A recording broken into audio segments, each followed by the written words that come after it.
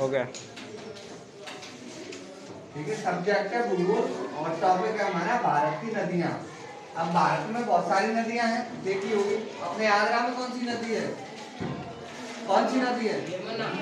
यमुना। यमुना नहीं, यमुना नदी है। ठीक है,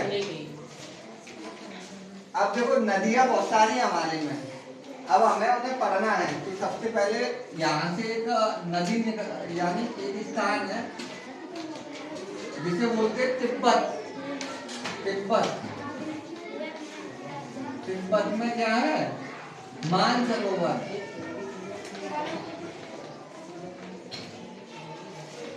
ठीक है, मानसरोवर है। अब मानसरोवर से एक नदी निकलती है, मानसरोवर से एक नदी निकलती है जिसका नाम है सिंधु। अब वो भारत के रास्ते ऐसे होती हुई पाकिस्तान अफगानिस्तान के रास्ते कहाँ जाएगी? यहाँ क्या होता है? अरब सागर। अरब, तो अरब सागर, और इधर होती है बंगाल की खाड़ी।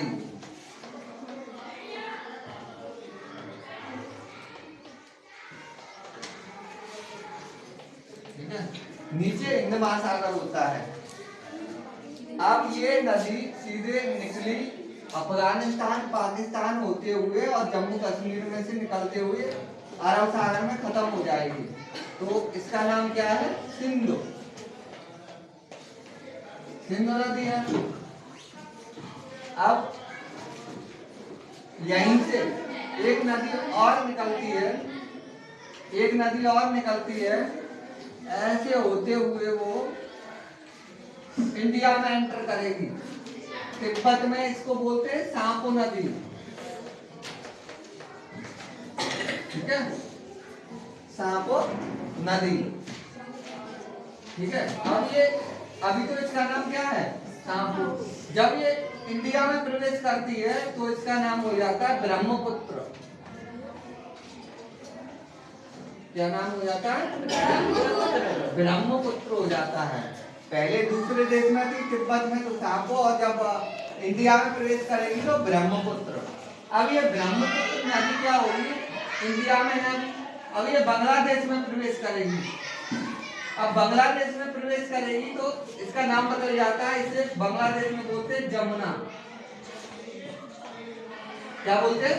जमुना। यानी ब्रह्मपुत्र नहीं, जब इंडिया में थी तो ब्रह्मपुत्र थी, ब्रह्मपुत्र जब बांग्लादेश में ये क्या है? बांग्लादेश। ठीक है, बांग्लादेश में प्रवेश करी तो ये इसका नाम बदल गया, यमुना हो गया। अब ये इस तरीके से जाके बंगाल की खाड़ी में समाप्त हो जाती है। ठीक है, अब यहाँ हमारे अब एक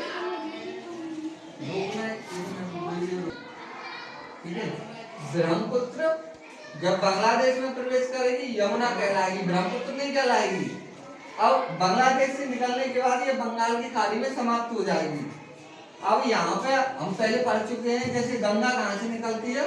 गंगोत्री से। ये क्या है? गंगोत्री स्थान है एक, यहाँ से गंगा निकलेगी। ठीक है, और ऐसे निकलते हुए बांग्लादेश में प्रवेश करेगी। ठीक है, बांग्लादेश में प्रवेश करते हुए ऐसे बंगाल की खाड़ी में समाप्त हो जाएगी। अब ये जो अपनी गंगा नदी है, ये क्या है? गंगा नदी। जब गंगा नदी बांग्लादेश में प्रवेश करती है तो इसको बोलते हैं पद्मा। क्या नाम दे दिया जाएगा? पद्मा। और जहां पे ये दोनों नदियां मिलती हैं,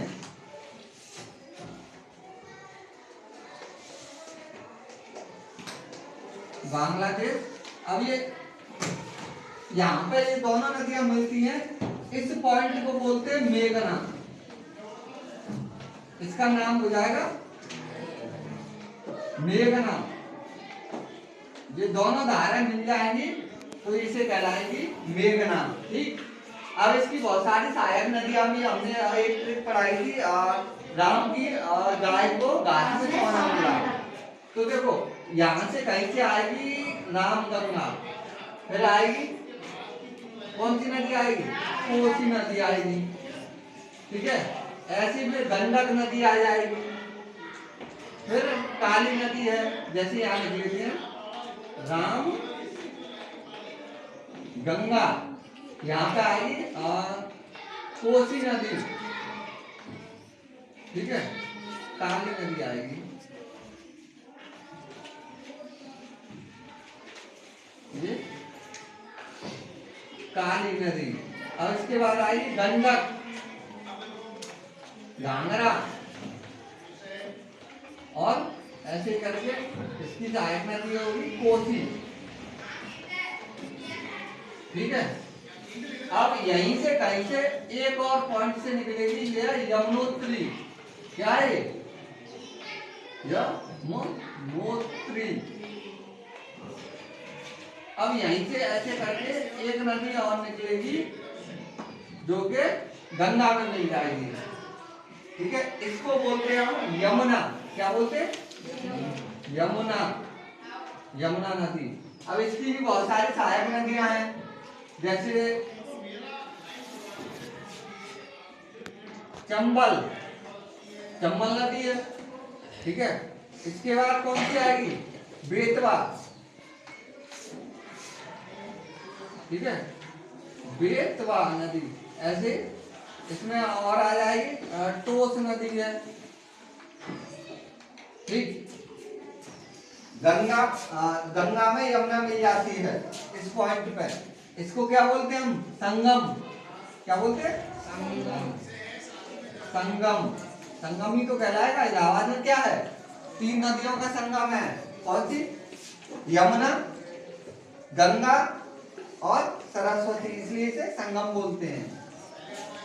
अब यहाँ पे से जब ये सिंधु नदी पंजाब में जाएगी,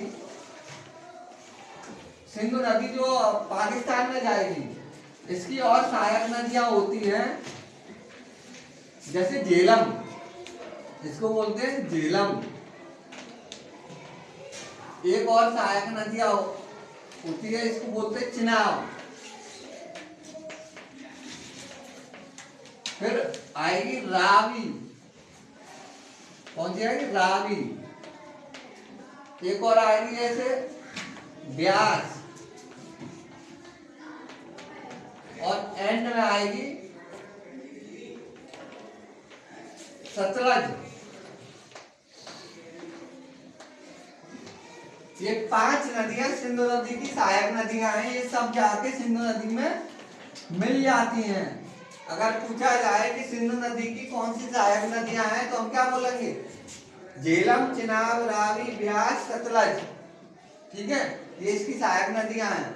सबसे ऊंचा बांध, सबसे ऊंचा बांध जो बना हुआ है सतलज नदी पे बना हुआ है, उसका नाम क्या है? भाखड़ा। भाखड़ा बांध ही तो है। ठीक है, अब ये क्या है? अरावली की पहाड़ियां। ये अरावली की पहाड़ियां हैं। इसमें से एक नदी निकलती है लूना।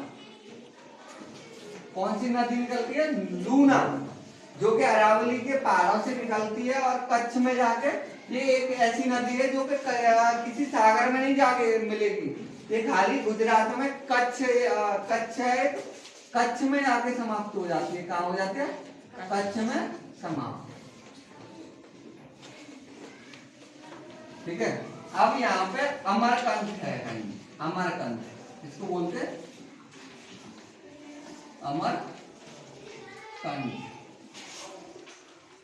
ठीक है, अमरकंट से एक नदी निकलती है जो कि अरब सागर में जाके मिलती है। इसका नाम है नर्मदा। क्या है? नर्मदा। अब यहाँ एमपी से एक नदी निकलती है